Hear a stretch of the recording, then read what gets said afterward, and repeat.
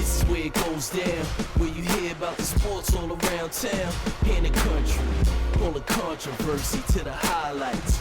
You just not safe in the limelight. Alright, y'all, what's going on, man? It's your guy TJ, got my guy Kev. Welcome to another episode of the Stoop. Listen, we just gonna talk everything hoops, and more hoops, especially with a lot of things that's going on right now currently in the league, man. We're gonna jump things off with everybody's making their playoff push. We're about to go into the end of the regular season, and everybody's bidding because all eyes and sights are on LA. Speaking of LA, rumor has it today that they're gonna go ahead and acquire Dion Waiters. I have a problem with that. I'm gonna let Kev go ahead and say his piece on it first, and then I'm gonna just shoot my shot with it. Well, the whole Dion Waiters thing, I'm questioning that as well, especially when we think about some other people that are out there. Could have been JR. Yep. Could have been J Smooth. Yep. Some other things we have in mind. Hold on, that's Jamal Crawford for those who not know. Go ahead, my fault, Kev. But with that being said, going into the playoffs is the playoff push, just as you said. Yes. Why are we picking up an untested Dion Waiters? He's never sniffed the playoffs. I'm upset because Miami for him was just a debacle this year. He's spazzing out, getting kicked off the plane or the bus, whatever the situation was.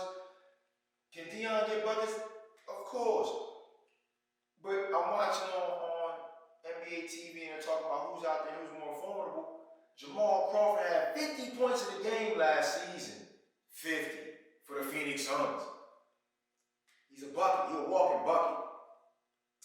J.R. Smith, still filled up too. And we're talking about where we're trying to spread the floor as much as LeBron likes to penetrate and kick. The other night when they were playing, who they just played recently, and Bron got hung in the air, he found AD. AD just, it was the Pelicans. AD went off. So I think if we're looking at people who can just spot up, find a spot, and get that bucket, I'm going with J.R. Smith. I'm going with Jamal Crawford. Dion Waiters, Karen Stroke, and that's one of your guys from he's a lot of yours from the Q's. But Dion can't get his mind right. Still in gummies or whatever it is, but but it is what it is. I would have much rather personally have seen J Smooth, somebody else that could not just shoot as well, but can dribble, penetrate, create his own shot. Yes. Absolutely. And then we know he's at least been in the playoffs, he's been tested.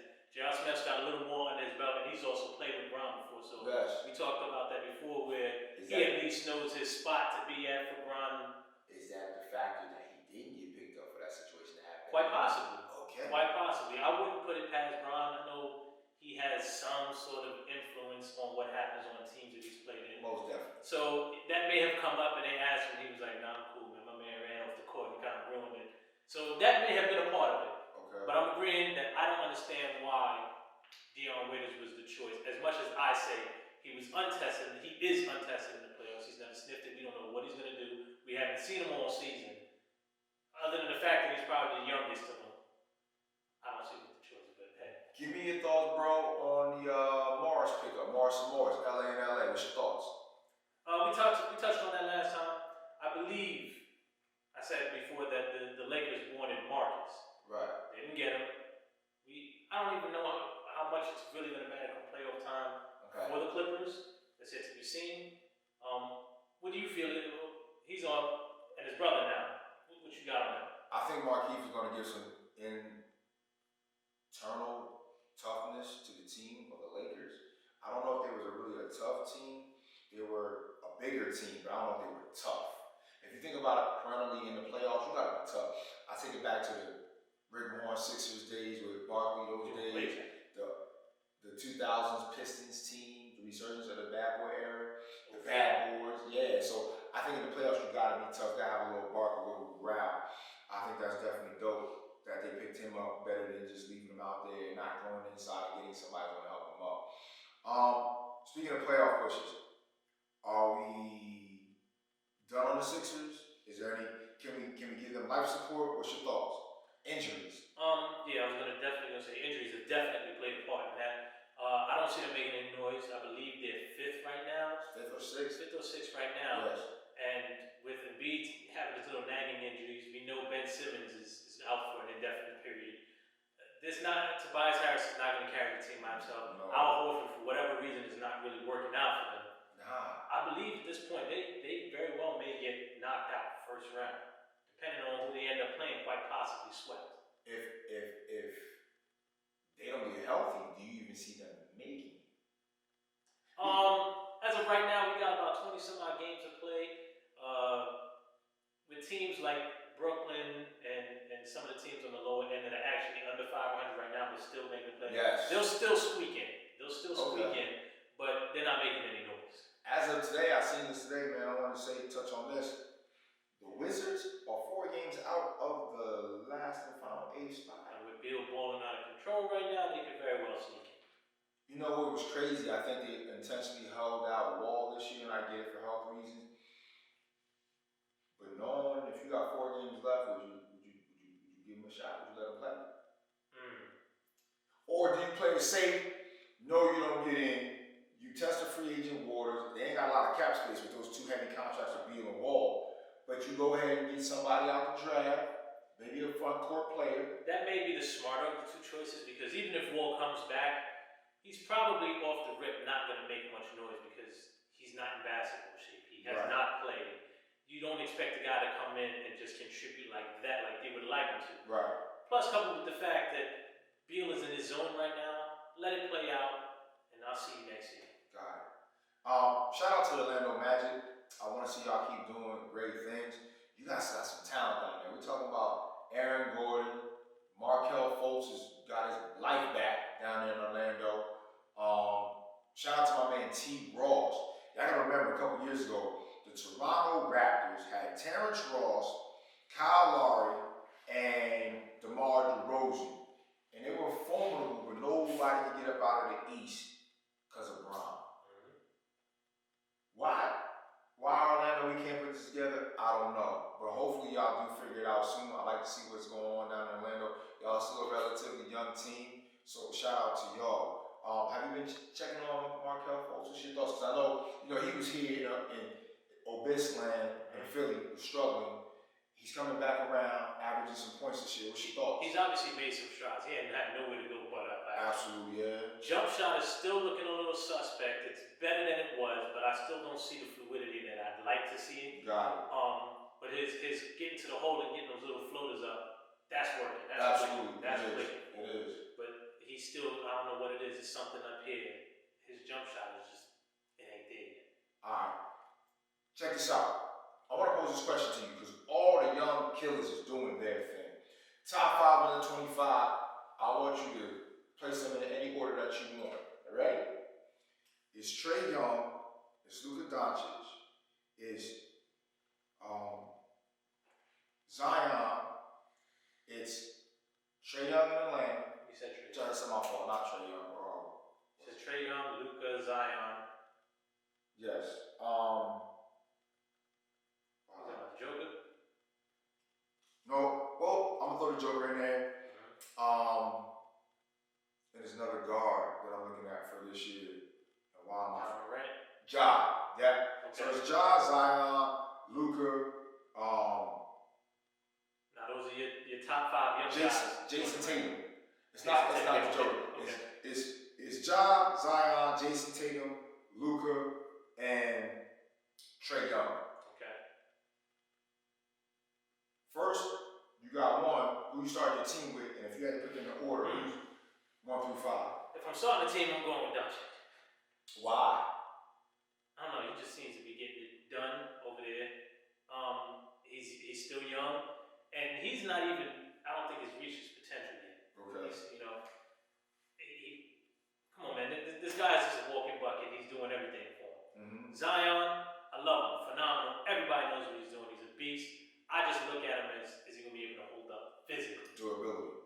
Physically. Okay. Trae Young, I said it last time, I do believe that he's another version of Steph Curry, but he's inefficient as of right now. John Morant, the ceiling, the sky's the limit. He's not even touched it yet, but we have yet to see, but I at least know what I'm getting all the way around with Doncic. That young boy's heart is in. He's incredible. He's incredible. No doubt about it. Like, he's fearless. I love it. Yes, I agree. And Jason Tatum, to round out the 5, we've seen what he's done. He's got a couple years under his belt. He's another one that's still on the come up. We don't know, he hasn't reached his potential yet. But of all the 5, if I'm starting, I'm going with Doncic. Okay, so Doncic is your number 1. Your number 2 is Zion number 2? Nah, for number 2, just based on strictly potential, I gotta go with Ja. Ja Morant, number 3. Then I'm gonna go with Zion. Zion, number 4. I'm gonna go with Trey. Trey, and you got Jason and Tatum. And the only reason Tatum's at the bottom for me is because he's had the longest time, and he's done a lot of things he's done well, but I don't see it being the franchise guy, the go-to. Okay, all right. Tell me what you got. I would think really quickly if I had to build a roster around one particular person. Man, this is tough. This is tough. I like Trae Young's game. I think he can make Atlanta something with some more help. But I gotta really say, Zion is gonna be my pick. I looked at how his versatility is key. He's already made the Pelicans better, as aforementioned.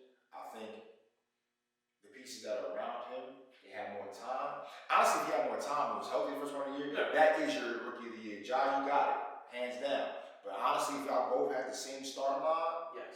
Zion is the dude. He's been averaging 20 plus a night. Off of low field goals, he's putting up. All that stuff is straight barbarian in the paint. Like, you got to muscle him. At 6'6", like I said, between just the power forwards, I've seen what the likes of Karl Malone has done, Chuck has done, Paul Pierce has done. That forward spot can do a lot to change any roster. But this young man at 19 years of age has a lot of tools already. I do agree with you. I'm questioning his durability. How long will he last? But if he stays healthy, I wish him all the best with that. He's the guy who will build my team around. So I will go with Zion first. I'm going to go with Jason Tatum number 2 because I like the way he does. Athletically, he's great.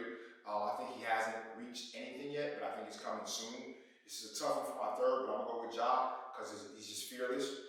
Trae Young next because I like his energy. I think he's going to be the next Steph. And I think Doncic for last. Really? His game is too basic for me. It's just... So you're looking for flash as opposed to substance. Because if we're talking about starting my franchise around a guy that's going to fill the seats, then yes, he's falling to number 5. Yeah. And then, but if I'm talking about filling the seats, then Zion's number 1. I think they've underachieved. You got Kristaps and Luka, and they're hovering at those last final playoff spots. Like, come on, man. Like, they had the blueprint from dirt. You can plug and play any other 3 people with those 2. Remember what Kristaps was doing by himself in New York? Yeah, but he's also coming off almost 2 years of not playing. Now, he's obviously starting to hit that stride now because we all know once you get back into it, you don't just click right away. It takes a minute to get back in the stride of things. Very few players go through what he did for 2 years. But still, though, man, like, I wanted and anticipated this year the Mavericks really doing some things. And there's some other valuable pieces that are around those guys. Tim Hardaway Jr., a couple other cats, Seth Curry is there as a shooter. That's who actually knocked down the joint the other night for them. I'm just thinking about it from top to bottom. Like, I really like the Mavericks, but I don't like the fact that they haven't achieved as much as they should. Maybe it's a lack of veterans around those young cats. Maybe that's really what it is. Quite possible. But athletic-wise, skill-wise, those 2. And it was like the other night, the first time they hit 30 points together. Yeah, One of a few times this season. So, I know Kristaps has some nagging injuries that he's trying to put behind him, but maybe next year with a full season together and putting together, maybe Cuban going out and get some more acquisitions, it might be one of those things, but bottom line is Luka's at the bottom for me. You also have to keep in mind the West is still tough. Regardless of how much, the East has done, made a little bit of noise, the West is still the tougher conference, and they absolutely have to face these guys. Like, you got to face the Lakers, you got to face the Clippers, you got to face the Nuggets. Like, that's not an easy conference to deal with night in and night out. And even some of the lower tier teams are making some noise. So, you got to keep that in mind, man. God, I'm going to wrap this one up for you today. If you had to put a lottery's chance on who's going to the finals in the best of 7 games, who you got, just right now, today, March the 5th, 2020, who you got? Coming out of the West? Out of the West and out of the East, and then who you got as a champ? Right now, today, it can change by next episode. Yeah, absolutely. Like that. As of today, I'm going to have to go with the Lakers out of the West. Okay. And you'd have to be pretty foolish to bet against the Bucks right now. And in 7-game series? I hate to say it, the Lakers take it. Ooh, why you hate to say that? You already know how I feel. Okay. You already know. I think I'm gonna go with the same thing, rolling the dice. Let me just do one more. Let me ask whipped cream and cherry on top. Bron, Giannis, MVP, why? Oh yeah, without a question, it's Giannis. I don't think it's even close. Whoa. Listen, man, when we start looking at, forget what you think you see every night. Bron's got his triple doubles, the teams. First of all, the Bucks are running away with the East. That's a given. But how efficient, if you really look at the numbers, no one has touched what he's done statistically. His true percentage numbers, it's a wash, man. I'm not saying that LeBron shouldn't be in consideration. He's an absolute number 2. But you can't make a wager behind this? Nah, man, 'cause I'm not putting it into these voters who really think they know basketball, but they don't. Bron is the MVP of the league this year. 35 years of age, 17 years, still throwing up 40, coming down, looking at you right there by the hash or the coach's box and tossing it up and cashing. Why not? And looking at you like, it gotta be Bron. Bron has made the Lakers better. They didn't make the playoffs last year if he wouldn't have got hurt. He's still that guy. In my opinion, he still runs the league. He's just still great. I mean, he's not, there's no such shade to him. Of course, he's not. No one's questioning his greatness. No one's questioning his greatness. But he's still among the best players in the league. Questionably the best player in the league. I'm not even going to argue so that. why that doesn't Giannis, necessarily mean why he's Giannis the didn't do it when Bron was with the Cavs? What's that? Why wasn't Giannis the guy when he was with the Cavs? Why didn't Giannis get past Toronto? Like, my thing is, I need Giannis to really. Well, your MVP doesn't necessarily mean you're almost assured to win it. True. Because if that's the case, Bron, he's got 4. The years that he won it, with the exception of in Miami, he wasn't winning it. True. So, more often than not, the MVP does not win. So, Which is true, because look at the Dirk, Steve Nash, and all those other great people. Absolutely. Harden, Russ. I just got to put my money on Bron. We can, agree to disagree. You got Giannis. I just think what Bron has done at his stage of his career is just great. And he brought the Lakers brand back. There's no doubt about that. He had some help as well with AD. There's no doubt about it. I'm not disputing anything about Bron's capability. He's just not this season's MVP. I'll be honest with you though, in a 7-game series, the Bucks might actually do it. I don't think there's a way you stop pound for pound. Just coming through that lane. You can't, man. You can make the argument that you can counter with AD though, to make him work harder on the other end. Yeah, You gotta make him. That's really what happens. Like, don't get me wrong. Defensively, that's another reason I think that he runs away with this, because he's just as good defensively as he is offensively. You're gonna have to throw bodies out. I'm talking about JaVale, Dwight. You have those bodies to throw out. You have them, but you gotta stop Middleton when he finds his spots. I think people really don't think Bledsoe really as good as he is. You don't Bledsoe. want to sleep though. You don't want to sleep because he's one of the guys that will catch you sleeping. Yeah, and you still got the Lopez boys as well. So I think from apples to apples, it's gonna be a tough one, but we'll see. We got some time. Want to thank everybody for tuning in. We're gonna wrap this one up, but definitely be on the lookout for an upcoming episode. We're gonna just let you know what it's about. Tell them what the big episode we got coming up next. We're gonna discuss big men. Big man. The lost big men. The lost part of the big men in the league. So we're looking forward to that episode. Stay tuned. Thank y'all for all the support. Nuts and Bolts Sports, we got you. I'm TJ, it's my guy Kev. Till next time, Mr. Stoop. Some say that it gets no realer on the field or the court. We capture the thrillers. Some opinions and all of the truth. Real people talking real sports on the Stoop.